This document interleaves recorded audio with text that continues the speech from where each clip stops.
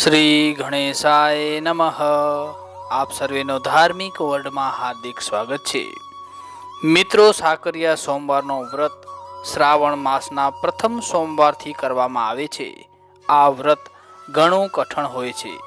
સોમવારે સવારે વહેલા ઉઠી સ્નાન કરી શંકર ભગવાનના નામનો દીવો કરી 100 ગ્રામ સાકર લઈ મહાદેવજીના મંદિરે જવાનું અને પછી સાકરના 4 સરખા ભાગ કરી એક ભાગ મહાદેવજીને ધરાવવો, સાકરનો બીજો ભાગ રમતા બાળકોને આપવો, ત્રીજો ભાગ પોતે પ્રસાદ તરીકે લેવો અને ચોથો ભાગ નદી, કૂવા કે તળાવમાં પધરાવી દેવો.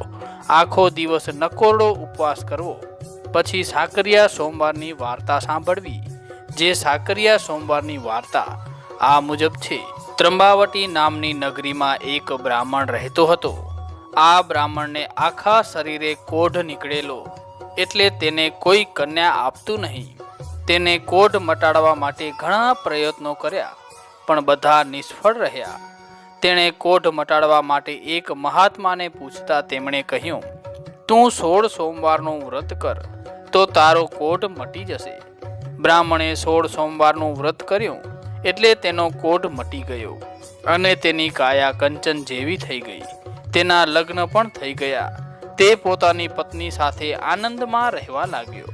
ચોમાસું આવ્યું તે વર્ષે ઘણો વરસાદ પડ્યો. આખી નગરી તેમાં તણાઈ ગઈ. ઢોર ઢાંખર મરી ગયા. ખેતરમાં ઊભા પાક પણ તણાઈ ગયા. આ વરસાદમાં બ્રાહ્મણનું ઘર પણ પડી ગયું.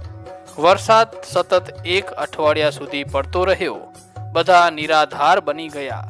વરસાદ બંધ રહેતા બ્રાહ્મણે માંડ એક ઝૂંપડું બાંધી અને આશરો મેળવ્યો. રહેવા માટે ઘર તો મળ્યું, પણ ખાવું શું? સૌને પોતપોતાની પડી હતી. ત્યાં બ્રાહ્મણને કોણ ટેકો આપે? છેવટે બ્રાહ્મણે કંટાળીને પરદેશ કમાવા જવાનો નિર્ણય કર્યો. આ વાત તેણે પોતાની પત્નીને જણાવી. પત્નીએ તેને આશ્વાસન આપતા કહ્યું કે તમે સુખેથી પરદેશ જાઓ. મારી કોઈ જાતની ચિંતા કરશો નહીં. હું મહેનત મજૂરી કરી અને મારું ગુજરાન ચલાવી લઈશ. પત્ની તરફથી નિશ્ચિંતતાનું આશ્વાસન મળતા બ્રાહ્મણ બીજે દિવસે એકલો પરગામ કમાવા માટે ચાલી નીકળ્યો. તે ઘણો ફર્યો, પણ ક્યાંય તેનું ઠેકાણું પડ્યો નહીં. તે ફરતો ફરતો એક ઋષિના આશ્રમે આવી પહોંચ્યો. બ્રાહ્મણે ઋષિ મુનિની ખૂબ જ સેવા કરી, એટલે ઋષિએ ખુશ થઈને તેને એક ચમત્કારિક ગુટિકા આપી અને કહ્યું, આ ગુટિકા ઘસીને પીવડાવવાથી મરેલો માણસ પણ સજીવન થશે. ઋષિના આશીર્વાદ મેળવી બ્રાહ્મણ તે ગુટિકા લઈને ચાલી નીકળ્યો. તે ચાલતા ચાલતા એક નગરમાં આવી પહોંચ્યો. તેણે નગરના બધા માણસોને શોકમાં દીઠા. તેણે તપાસ કરીને જોયું તો આ નગરનો રાજાનો કુંવર આજે જ સવારે મરણ પામ્યો હતો. બ્રાહ્મણને ઋષિએ આપેલી ગુટિકા યાદ આવી. તે તરત જ રાજભવનમાં ગયો અને રાજાને બધી વાત કરી. રાજાએ પહેલા તો બ્રાહ્મણની વાત માની નહીં. તેણે કહ્યું, ભાઈ, મરેલો માણસ તો કંઈ સજીવન થાય ખરો? બ્રાહ્મણનો ઘણો આગ્રહ જોઈ રાજાએ તેને અખતરો કરવાની છૂટ આપી. બ્રાહ્મણે નોકર પાસેથી પાણી મંગાવ્યું. પાણી આવ્યું એટલે પથ્થર ધોઈ તેની ઉપર પેલી ગુટિકા ઘસી અને તેનો રગડો કુંવરના મુખમાં રેડ્યો. થોડી વારમાં તો કુંવરના શરીરમાં ચેતન આવ્યું અને તે આળસ મરડીને ઊભો થયો. વહાલ સોયા કુંવરને સજીવન થયેલો જોઈ રાજા અને રાણી તો ખુશ થઈ ગયા. તેમણે બ્રાહ્મણને પોતાના મહેલમાં મહેમાન તરીકે રાખ્યો. બ્રાહ્મણ રાજમહેલમાં આનંદથી રહેવા લાગ્યો. આ બાજુ બ્રાહ્મણી બિચારી દુઃખના દિવસો પસાર કરતી હતી. એવામાં શ્રાવણ મહિનો આવ્યો. શ્રાવણ મહિનાના પહેલા સોમવારે ગામની બધી સ્ત્રીઓ સાકરિયા સોમવારનું વ્રત કરવા લાગી. બ્રાહ્મણીએ પણ સોમવારનું વ્રત લીધું, પરંતુ ઘરમાં કંઈ ન હોવાથી તે કેવી રીતે ભગવાનને સાકર ચડાવે? એ તો બિચારી ભગવાનનું નામ લેતી ભૂખી બેસી રહી. એવામાં ગામના નગર શેઠને ઘેર દીકરાનો જન્મ થયો. આખા ગામમાં સાકરના પડીકા વહેંચ્યા. એક પડીકું બ્રાહ્મણીને ઘેર પણ આવ્યું. તેણે આ પડીકામાંથી થોડીક સાકર લઈને તેનું પાણી કરીને પીધું. તેથી તેને ટાઢક વળી. તે મહાદેવજીનું રટણ કરતી ઊંઘી ગઈ. એવામાં બ્રાહ્મણીને સ્વપ્ન આવ્યું. સ્વપ્નમાં મહાદેવજીએ સાક્ષાત તેને દર્શન દીધા. મહાદેવજીએ તેને કહ્યું, હે બ્રાહ્મણી, તે જાણે અજાણે પણ સાકરિયા સોમવારનું વ્રત કર્યું છે. આ વ્રત સૌ પ્રથમ દક્ષ કન્યાએ કર્યું હતું, જેના પ્રતાપે તે મને પામી હતી. તું પણ આ વ્રત વિધિપૂર્વક કરે તો તેનું ફળ તને મળે એમ છે, કારણ કે હું તારા ઉપર ખૂબ જ પ્રસન્ન થયો છું. પ્રભુ, આ વ્રત કેવી રીતે કરાય? ત્યારે મહાદેવજીએ કહ્યું, શ્રાવણ માસના પહેલા સોમવારથી આ વ્રત શરૂ થાય છે.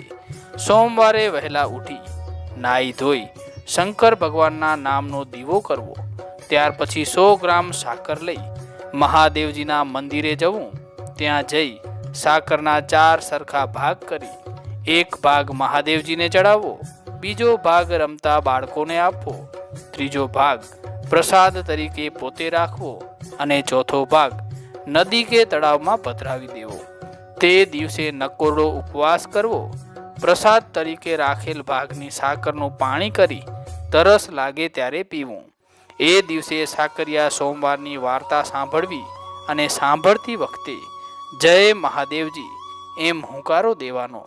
સાંજે મહાદેવજીનું પૂજન કરી દીવો અને આરતી કરવા. રાત્રે જમીન પર શેતરંજી પાથરી અને સૂવું. આ પ્રમાણે 16 સોમવાર કરી છેલ્લા સોમવારે વ્રતની ઉજવણી કરવાની. ઉજવણીમાં 1.25 સેર ઘઉંના લોટમાં 1.25 સેર ઘી અને 1.25 સેર ગોળ નાખી બધું ભેગું કરી એના કુલ 4 લાડુ બનાવવા. એમાંથી એક લાડુ મહાદેવજીને ધરાવવો, બીજો લાડુ રમતા બાળકને આપવો, ત્રીજો લાડુ પ્રસાદ તરીકે વહેંચી દેવાનો અને ચોથો લાડુ પોતાના માટે રાખવો. આ બધું અંધારું થતા પહેલા એટલે કે દીવા વેળા થતા પહેલા કરી લેવું. આમ કહી મહાદેવજી અંતર ધ્યાન થઈ ગયા અને બ્રાહ્મણીની આંખ ઉઘડી. બ્રાહ્મણીને સ્વપ્નની વાત યાદ રહી ગઈ. તેણે 16 સોમવાર સુધી આ વ્રત વિધિપૂર્વક કરવાનું ચાલુ કરી દીધું.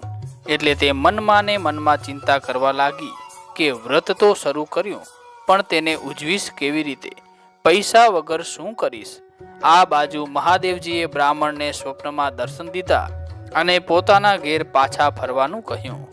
બ્રાહ્મણે સવાર થતાં રાજાને પોતાના ઘેર જવા માટે કહ્યું. રાજાએ તેને ઘણું ધન ઝવેરાત આપ્યું. બ્રાહ્મણ તે બધું લઈ અને ઘેર આવ્યો. બ્રાહ્મણી તો બ્રાહ્મણને જોઈ અને રાજી થઈ ગઈ. બ્રાહ્મણે ઋષિએ આપેલ ચમત્કારિક ગુટિકાની બધી વાત કરી અને મહાદેવજીએ સ્વપ્નમાં કહેલ વાત પણ જણાવી. બ્રાહ્મણીએ બ્રાહ્મણને સાકરિયા સોમવારની વાત કરી. છેલ્લે સોમવાર આવતા બંને પતિ પત્નીએ સાથે મળીને આ વ્રતની ઉજવણી કરી. પછી બંને જણા મહાદેવજીની ભક્તિ કરવા લાગ્યા. હવે તેમને કોઈ વાતનું દુઃખ નહોતું. એકાદ વર્ષમાં તેમને ઘેર પારણું ઝૂલતું થઈ ગયું. શંકર ભગવાને એમણે એક સુંદર બાળક દીકરો આપ્યો. આમ શંકર ભગવાનની કૃપાથી તેમના જીવનમાં આનંદ છવાઈ ગયો. હે મહાદેવજી, આ બ્રાહ્મણીને સાકરિયા સોમવારનું વ્રત જેવું ફળ્યું તેવું વ્રત કરનાર સૌને અને કથા સાંભળનાર સૌને ફળજો. ઓમ નમઃ શિવાય. હર હર મહાદેવ હર.